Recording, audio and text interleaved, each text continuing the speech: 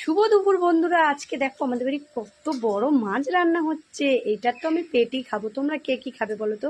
কি বড় মাছটা দেখেছো, এত বড়, দেখো কত বড় দেখতে পাচ্ছ। এই দেখো তোমাদের আমি মাছগুলো দেখাই, কে কে চেনো এই মাছগুলো অবশ্যই বলো। দেখো এগুলো হচ্ছে কাঁচকি চুনো।